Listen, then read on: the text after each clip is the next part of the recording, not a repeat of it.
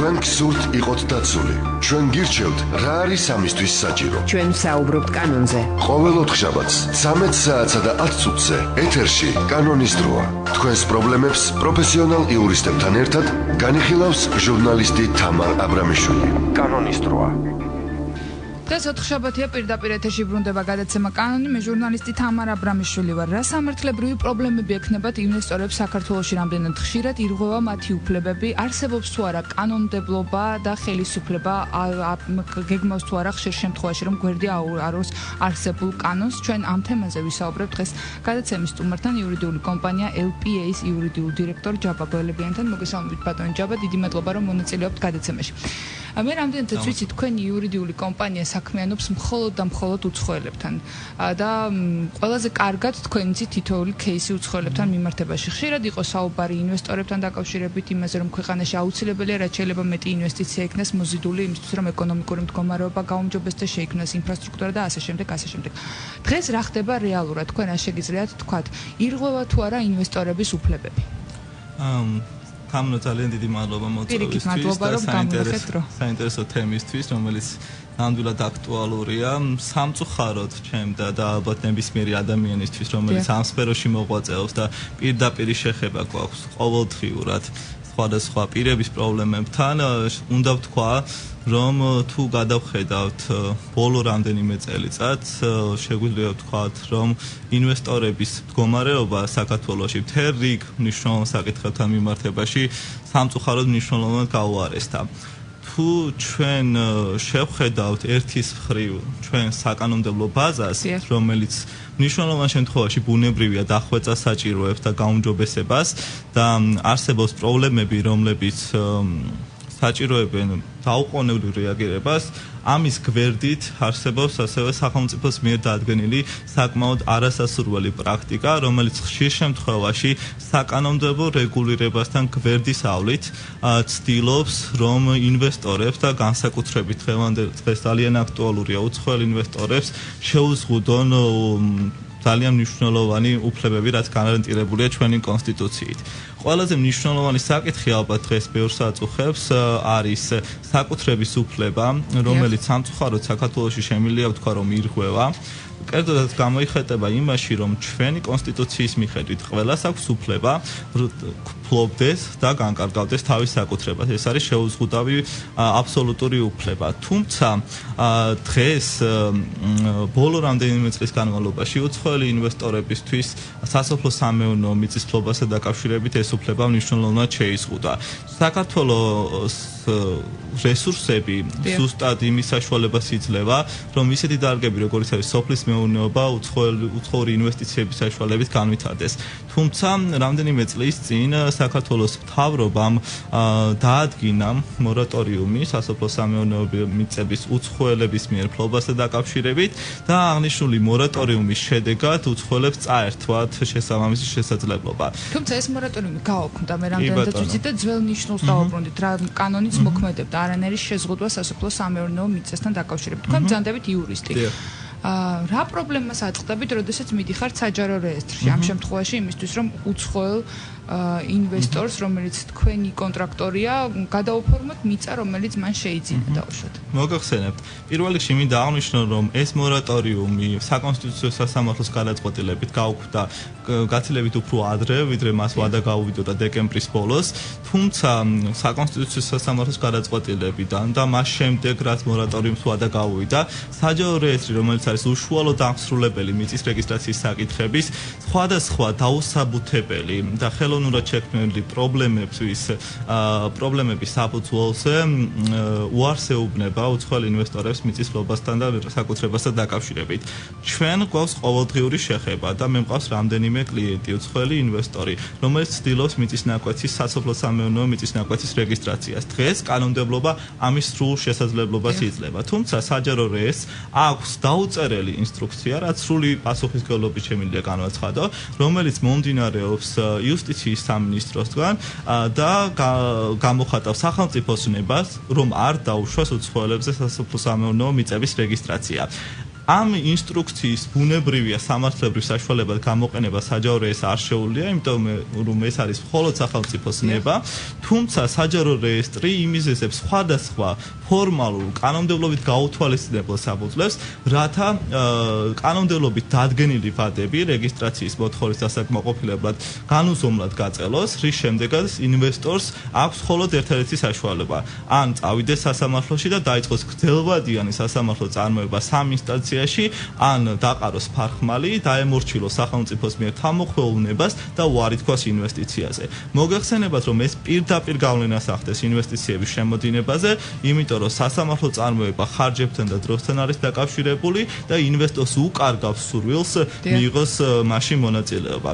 აქედან დღეს მაგალითად რამდენიმე უცხოელი ინვესტორი ცდილობს ზუსტად სასამართლოს მეშვეობით მოახდინოს თავისი უფლებების დაცვა და ასევე საინტერესოა ის, რომ ერთ კონკრეტულ შემთხვევაში მას შემდეგ რაც სასამართლოს ინსტანციები გაიარა საქმემ, საჯარო რეესტრმა უბრალოდ ასევე ყოველგვარი დასაბუთების გარეშე თვითონვე შეცვალა თავისი გადაწყვეტილება და როცა მიხვდა, რომ უკვე მოდიოდა სასამართლო გადაწყვეტილების თარიღი და დრო, მანვე მოახდინა საკუთრების რეგისტრაცია. თუმცა ცალსახად და ერთმნიშვნელოვნად შემიძლია ვთქვა, რომ დღეს არის ასობით სარეგისტრაციო წარმოება, რომელიც შეჩერებულია სამუდამოდ და უცხოელ ინვესტორებს არ აქვთ უფლება და შესაძლებლობა, რომ კონდეთ საკუთრებაში სასოფლო სამეურნეო მიწა. ბატონ ჯობა, მინდა გკითხოთ, თქვენ როგორც უცხოელებთან მომუშავე იურიდიული კომპანია, ამ შემთხვევაში მაინტერესებს, აი პროცენტულად რო ვაიღოთ, 100%-დან რამდენი პროცენტი ინვესტორების მიმართავს სასამართლოს გზას და რამდენი დავუშვათ გადის ქვეყნიდან ტოვებს იმ ინტერესს, რომელიც ჰქონდა. ამ კონკრეტულ საკითხთან დაკავშირებით შემიძლია ვთქვა, რომ 5% 100-დან არის მაქსიმალური, რომელიც ვთქვათ მიმართავს სასამართლოს და ცდილობს, რომ სხვადასხვა არასამთავრობო ორგანიზაციების საშუალებით თუნდაც მოახერხოს უფლებების დაცვა. იმიტომ რომ უცხოური ინვესტიცია გათვლილია კონკრეტულ დროზე. ყველა ადამიანს, რომელიც აქ ფულით ჩამოდის, მას სურს, რომ განსაკუთრებით სოფლის მეურნეობაში ძალიან მარტივად რო ავიღოთ, სეზონზე გათვლილი სოფლის მეურნეობაში ინვესტიცია კარგავს 100 თუ სეზონი გავა. ამიტომ ვადები არის ძალიან შემცირებული.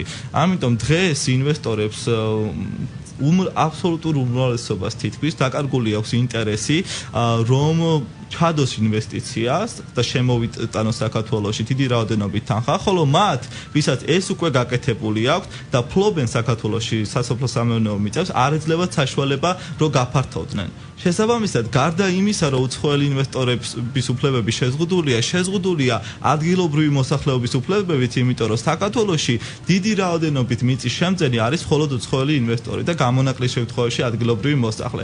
ამიტომ დღეს შედეგად ვიღებთ ერთის მხრივ დაზიანებულ საერთაშორისო იმიჯს, მეორეს მხრივ შეზღუდული ინვესტორის უფლებებს და მესამეს მხრივ ათასობით ჰექტარ გამოუყენებელ მიწას, რომელიც შეიძლება მუშავდებოდეს, რომ სახელმწიფო მიიღოს ეკონომიკური სარგებელი და ასევე ასობით ადამიანს, რომელსაც არ შეუძლია რომ მიწა განკარგოს სწორედ ამ შეზღუდვებიდან გამომდინარე. რა შეიძლება იჯარით მიწის გადაცემასთან დაკავშირებით ამ შემთხვევაში რომ დარეგულირდეს კანონმდებლობით და არა როგორც თქვენ ახსენეთ, რომ დირექტივა აქვს მიღებული კონკრეტულ უწყებას და იმის მიხედვით განკარგავს და ხელოვნურად ცდილობს სხვადასხვა პრობლემის, თქვენ როგორც ახსენეთ გადაცემის დასაწყისში, რომ ხელოვნურად ცდილობს სხვადასხვა პრობლემას, სხვადასხვა გამოკვეთოს, სხვადასხვა პრობლემა იმისთვის, რომ რაც შეიძლება დროში გაიწელოს ეს ყველაფერი.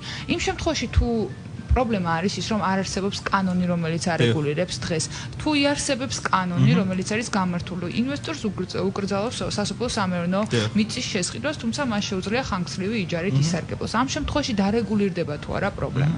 მოგახსენებთ, რომ პრაქტიკა ზოგადად, რომ გარკვეული რეგულაცია სასოფლო სამეურნეო მიწის ფლობასთან დაკავშირებით არსებობდეს, ეს სოფლიო მასშტაბით სხვადასხვა ქვეყნებს გააჩნიათ. აქ მთავარი ის პრობლემა კი არ არის, რომ ინვესტორს შეზღუდული აქვს მიწის სარგებლობა. უფრო მეტი პრობლემა არის დაკავშირებული გაურკვევლობა და მოუწესრიგებელი რეგულაცია.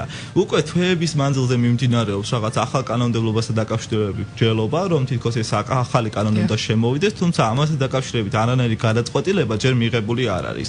მე აბსოლუტურად მივესალმები იმას, რომ სახელმწიფომ გონივრული განსჯის შედეგად და შეფასების შედეგად განსაზღვროს მიწის ფლობის პოლიტიკა და ეს პოლიტიკა გადაიტანოს დეტალურად მოწესრიგებულ რეგულაციაში, რომ ინვესტორს ჰქონდეს შესაძლებლობა წინასწარ განსაზღვროს, თუ რა შემთხვევაში შეუძლია მას მიწის ნაკვეთის ფლობა. აქედან გამომდინარე, იქნება თუ არა, ასევე თქვენთვისაც ალბათ ცნობილია, რომ იჯარა თუ სხვა დროებითი სარგებლობის უფლება საკუთრების ინტერესს ვერ ჩაანაცვლებს ვერასდროს, თუმცა მე დღეს ვიცი ძალიან ბევრი ინვესტორი, რომელიც მზად არის, რომ ცხადი რეგულაციების პირობებში მოერგოს სახელმწიფოს მიერ დადგენილ სტანდარტებს, იქნება ეს განსაკუთრებით დიდი რაოდენობით მიწის შესყიდვაზე გამონაკლისი თუ ასე შემდეგ, თუმცა მთავარი პრობლემა, რაც საფრთხეს უფლის ინვესტიციებს არამარტო ამ სფეროში, არის არასტაბილურობის შეგრძნება, რასაც განაპირობებს სახელმწიფოს არაერთგვაროვანი პოლიტიკა. სტაბილურობა არის ინვესტიციების მოზიდვის მთავარი გარანტი, რასაც უყურებს და აფასებს თითოეული ინვესტორი, როცა ჩვენ გვეურთიერთობა თუ როცა ეკონომიკასთან აქვს წინასწარი შეფასებები ქვეყანასთან დაკავშირებით. ჩვენ დაახლოებით ვისაუბრეთ ინვესტორი, რომელიც შემოდის, მას რა პრობლემები ექნება ქვეყანაში, თუმცა საინტერესოა ინვესტორი, რომელმაც შეიძინა ქონება იმ დრომდე სანამ დავუშვათ ამოქმედებოდა ეს ხელოვნური ბარიერი. მას თუ ექნება დღეს ქვეყანაში პრობლემა და რა შეიძლება იყოს ეს პრობლემა? პირველ რიგში მათ ექნებათ პრობლემა, რომ მათ არ შეუძლიათ გაფართოება. ამიტომ აქვს ნაყიდი რამდენიმე ჰექტარი მიწის ნაკვეთი და სახელმწიფოს პოლიტიკაა, რომ აღარ მიიყიდის მეც. ეს მთავარი ის პრობლემაა, რომ ზუსტად კიდევ ერთხელ ვუბრუნდები ინვესტიციის მომგებიანობა განისაზღვრება იმით, რომ გარკვეულ პერიოდში წინასწარ დაგეგმილი ინვესტიცია გულისხმობს, რომ ინვესტორმა თავისი ინვესტიციის ფარგლები უნდა გაზარდოს. ამ იდეით და მიზნით ჩამოდის ძალიან ბევრი ინვესტორი საქართველოში. ამიტომ იმ შესაძლებლობის მოსპობა, რომ მან მიიღოს დამატებითი მიწის ნაკვეთი, რაც დღეს რეალურად რამდენიმე შემთხვევაში არსებობდა და დღემდე არსებობს, შეუძლებელს ხდის იმ თავიდან განსაზღვრული ინვესტიციისგან სარგებლის მიღებას, რაც იყო დაგეგმილი. ინვესტიცია ეს არ არის ერთწლიანი პროცესი, ის გათვლილია წლებზე. შესაბამისად, იმ თანხების მოძიება ჭირდება გამართლება, როცა კომპანიას არ ეძლევა საშუალება, რომ გაფართოვდეს, მისის მომგებიანობა ადრე თუ გვიან წყდება. და ერთ ძალიან საინტერესო შემთხვევასაც მოგახსენეთ, რაც კურიოზი შეიძლება იყოს ამ ჩვენი სისტემური პრობლემის, რომ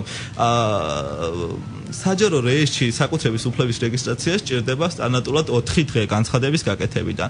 ამიტომ დაფიქსირდა შემთხვევები, როცა უცხოელმა ინვესტორმა გააკეთა განაცხადი და ზუსტად მორატორიუმი გამოცხადა ამ 4 დღიანი ვადის დროს.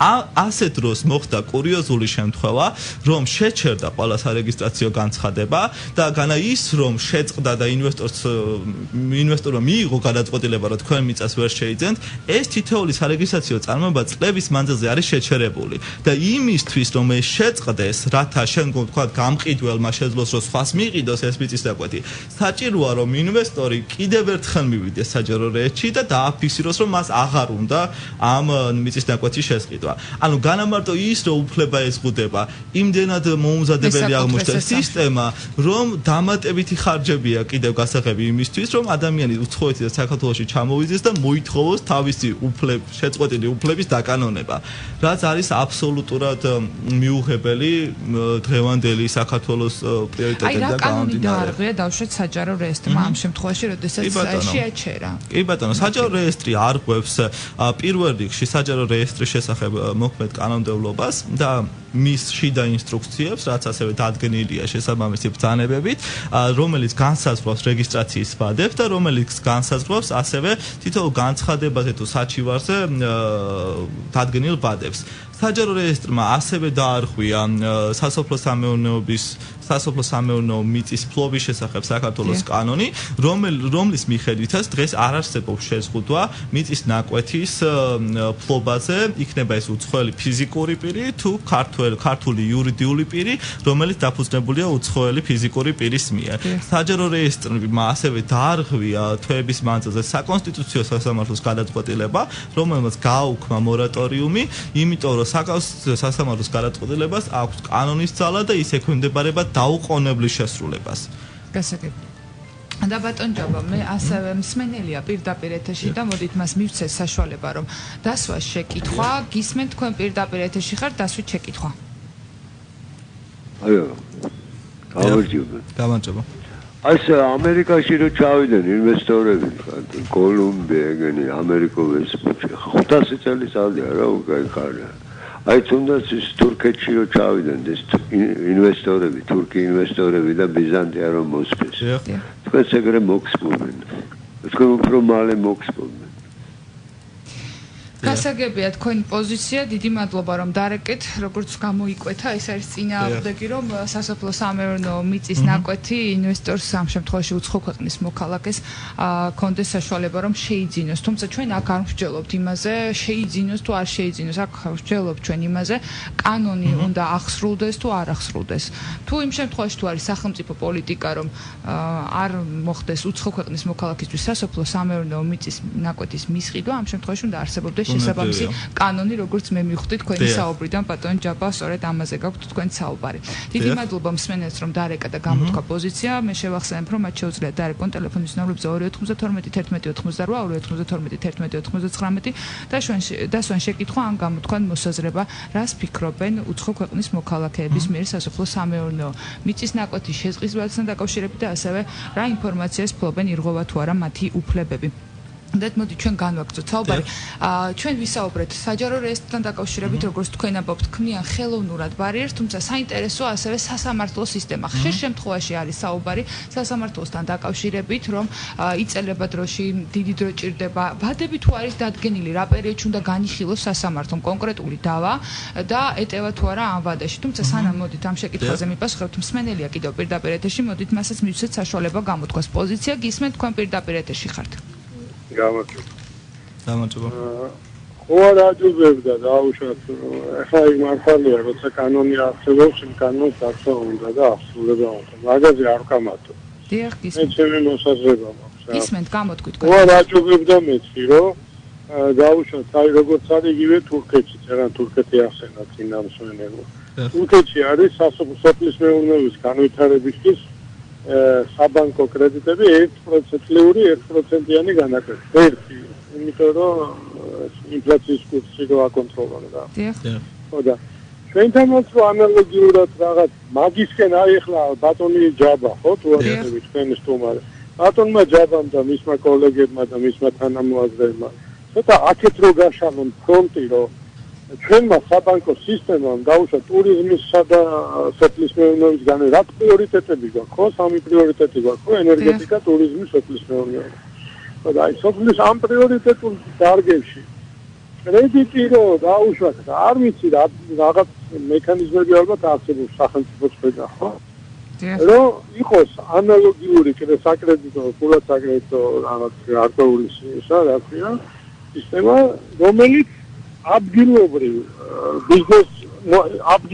მოსახლეობას, რომელიც არადგენს ძალიან ისეთი დასაბუთებულ და ბიზნეს გეგმას, მათთვის იქნას გამოყოფილი იგივე 1%-იანი კრედიტი და არა დაუშვათ ვიღაცა უცხოელისთვის, ის უცხოელი თავის ქვეყანაში ჩვენ ხო ვიცით, იღებს რაღაც გარკვეულ კრედიტს, იაფიან კრედიტს, ჩამოდის და მე აქ ეხლა ინდოელებს, ინდუსები რო ჩამოდიან ინდონე არიან რომ ხიძინში ძინავს 70% ინდოეთს იბადებიან ხიძინში და ისეთებიან რომ სახლი რა არის არ უნახავთ და ეხლა ის ჩამოდის აქ ინვესტიციას და ლოგიკასთან ახლოს ხო უნდა იყოს არა ესე იმას თავისი ანუ არ ყოველდღიურად შეღავათიან კრედიტს ადგილს ის ჩამოდის და ქართულ მიწაზე უნდა რომ შენოს ჩამოიყვანოს თავისი ინდუსები დაასაქმეს და ასე შემდეგ და გეგმერად იცხოვროს რაზეა ლაპარაკი თუ კანონმდებლობა მოსწავლეს მაგრამ ხო შეიძლება რომ არსებული სახელმწიფო პოლიტიკა და მადად გაშალოს მაგ არ ვიცი ალბათ არასამთავრობო ორგანიზაცია ახლა გადმოვწევთ თქვენ ახლა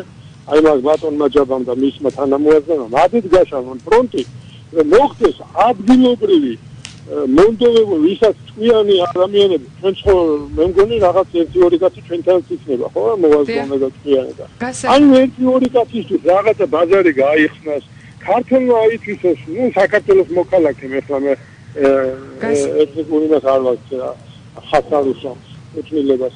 გასაგებია თქვენი საქართველოს მოქალაქემ აითვისოს ეს მიწა, განავითაროს სოფლის მეურნეობა და ადგილზე დაცეს ეს დოულათი და არა დაუშვათ განსაზღვრული იყოს რაღაცა ვეშაპირნი ბაზრებისაკენ და ჩინეთის ბაზარს ჩვენ ვერ ამოვავსებთ ვერავითარ შემთხვევაში, ინდოეთის ბაზარს მით უმეტეს გურმის მადლობა შეკითხვისთვის და იმისთვის რომ დააფიქსირეთ პოზიცია სამწუხაროდ დროში ვარ შეზღუდული რეკლამა და რეკლამის შემდეგ დაუბრუნდებით და სწორედ განვაგრძობთ საუბარს სასამართლო სისტემასთან დაკავშირებით რამდენად სწრაფად ხდება და დროულად ხდება საქმეების განხილვა.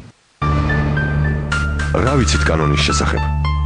როგორ დავიცვათ საკუთარი უფლებები და თავისუფლება? ბრუნდებით პირდაპირ ეთერში ჩვენ დღევანდელი სტუმარია კიდევ ერთხელ შეგახსენებთ იურიდიული კომპანია LPA-ის იურიდიული დირექტორი ჯაბა გველებიანი ვსაუბრობთ თუ რამდენად ირღვევა ან არ ირღვევა კანონმდებლობა უცხოელ ინვესტორებთან მიმართებაში. მსმენელია ბატონ ჯაბა პირდაპირ ეთერში კიდევ ერთი მსმენელი. მოდით მასაც მოусმინოთ და შემდეგ უკვე გავცეთ შეკითხოს პასუხი რომელიც გადაცემის პირველ ბლოკში იქნა დასმული. გისმენთ თქვენ პირდაპირ ეთერში ხართ. გამარჯობათ. სასიამოვნო თემა შეეხეთ და ესეთი კითხვა მაინტერესებს. აი არის თუ არა საშუალება კორპუსის მაცხოვრებელ ადამიანს რაღაც კვადრატული მიწა სადმე აიღოს ან შეიერთოს. ეხლა დღევანდელი ბაზიდან გამომდინარე კვადრატულობა ხის $20-დან. ჩვეულებრივ მოქალაქეს ამის საშუალება პრინციპში არ აქვს. ეხლა 200-300 კვადრატული შეიძინოს და კვადრატში $20 გადაეხადოს. კანონში ნუ თუ არა ჩადებული ადრე იყო ხოლმე ქალაქის გარეუბნებში მებაღეობა და ესეთი რაღაც წარმოება დაწესებულება ყოფდა ნაკვეთებს და ეხლა თუ არ არის ხომ არ არის გათვალისწინებული ან ხომ არ იგეგმება ხელშეწყობა იმ პიროვნებებისა ვისაც თქვათ აინტერესებს აქვე გარეუბნში კონდეს რაღაც პატარა მიზერული ნაკვეთი რომელსაც ვიზანს დაამუშავებს სარგებელსაც მიიღებს და ჯანმრთელობასაც გაიუმჯობესებს. დიდი მადლობა შეკითხვისთვის ბატონ ჯაბა მე რამდენადაც ვიცი ყველაფერი უკვე იყიდება ან სახელმწიფოს უნდა მიმართოს იმ შემთხვევაში თუ სახელმწიფო არის დაინტერესებული და გადასცემს პირს საჩუქრად ან სიმბოლურ თანხად თქვენ თუ რამე სხვა ინფორმაციას ფლობთ არა აბსოლუტურად გეთანხმებით დღესდღეობით მიწების ნაწილი განსაკუთრებით ქალაქში არის მერის საკუთრებაში აქედან გამომდინარე ერთ-ერთი საშუალება რომ დამატებითი მიწა ვინმე მოხალხე მიიღოს არის მერიასთან მიმართვა და სახელმწიფოს კეთილინება თუ მერის რომ კონკრეტულ პიროვნებას გადასცეს მიწა ფასი თუ უფასოდ სამწუხაროდ კანონი არანაირ ვალდებულებას არავის ამ თემაზე არ აკისრებს. და რაც შეეხება ჩვენს მთავარ თემას, ეს არის უცხოელი ინვესტორები. სასამართლო დავებთან დაკავშირებით ვსაუბრობთ, რა ხდება სასამართლო სისტემაში. მოგახსენებთ, დღევანდელი სასამართლო სისტემის ერთ-ერთი პრობლემა შემიძლია ვთქვა, რომ არის ზედმეტად გადატვირთული სასამართლო. განსაკუთრებით ადმინისტრაციულ დავებში, რომელშიც მონაწილეობს საჯარო რეესტრი, რომელიც შეეხება მიწის დავებს.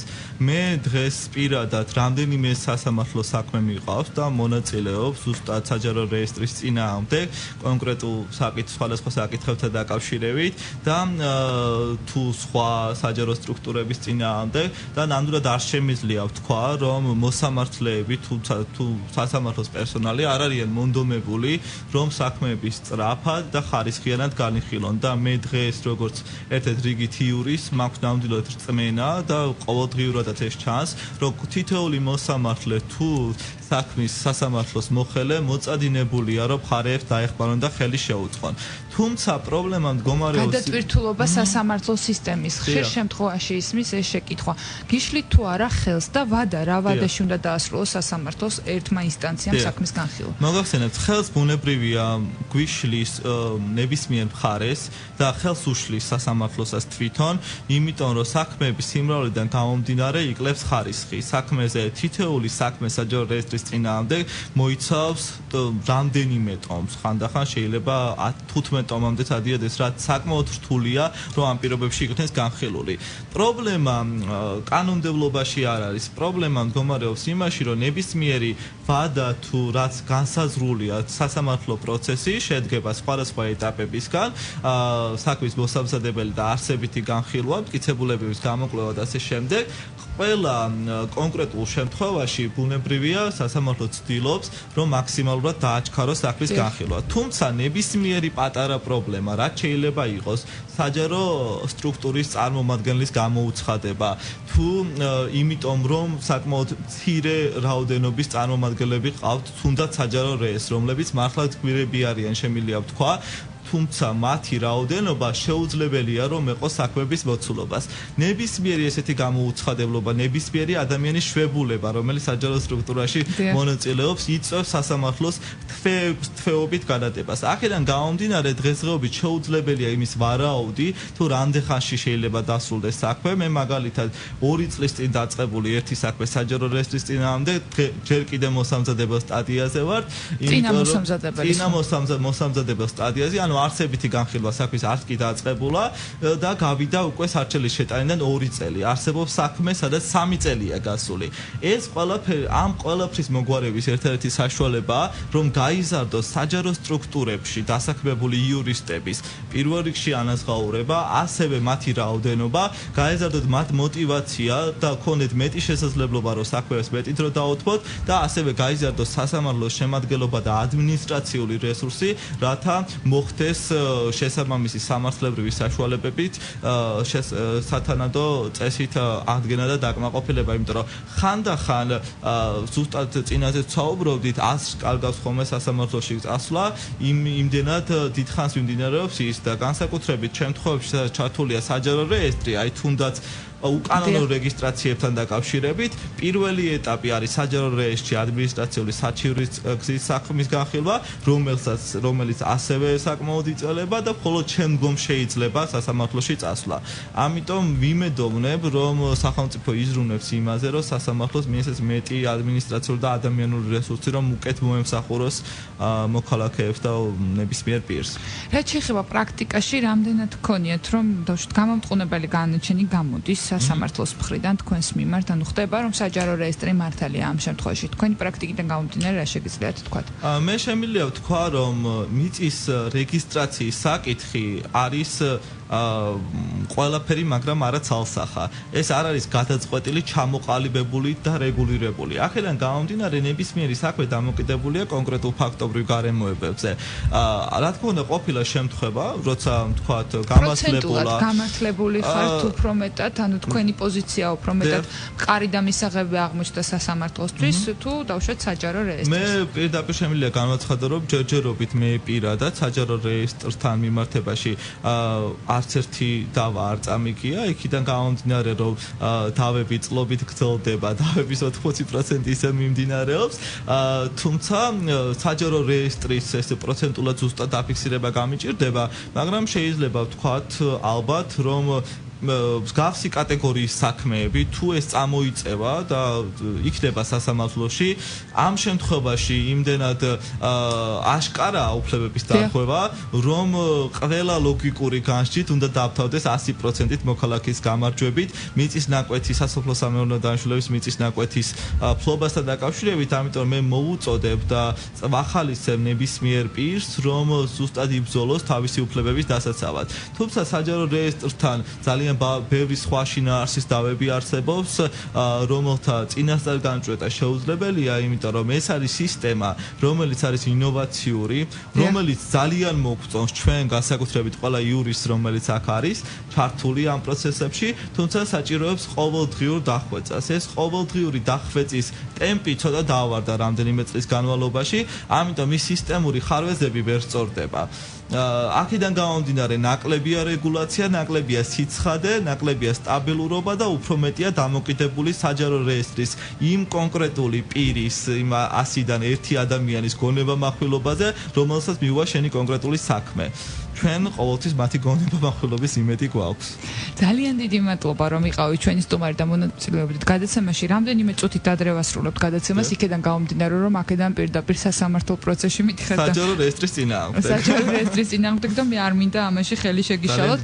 უღრმესი მადლობა, რომ გამონახეთ, რომ არაერთხელ გქონდა მცდელობა, რომ მოგვეწიეთ გადაცემაში, თუმცა სამწუხაროდ ძირითადად როგორც ირკვევა სასამართლო პროცესებზე სიარულით ხართ დაკავებული. დიდი მადლობა, იმედს ვიტოვებ, რომ დაბრუნდებით, გვეწევით კიდევ ერთხელ სტუდიაში სტუმრად და ასევე ის პრობლემები, რომელზეც თქვენ ვისაუბრეთ დღეს, აღარ იქნება უკვე და იქნება კონკრეტული კანონმდებლობა, რომლის მიხედვითაც იმოქმედებს ინვესტორი, იქნება ეს თუ ადგილობრივი მოქალაქე. ჩვენ დაუბრუნდებით მომავალ შაბათს უკვე სხვა თემით და სხვა სტუმართან ერთად. ახონდის. თქვენ გსურთ იყოთ დაცული. ჩვენ გირჩევთ, რა არის ამისთვის საჭირო. ჩვენ ვსაუბრობთ კანონზე. ყოველ ოთხშაბათს 13 საათსა და 10 წუთზე ეთერში კანონის დროა. თქვენს პრობლემებს პროფესიონალ იურისტებთან ერთად განიხილავს ჟურნალისტი თამარ აბრამიშვილი. კანონის დროა.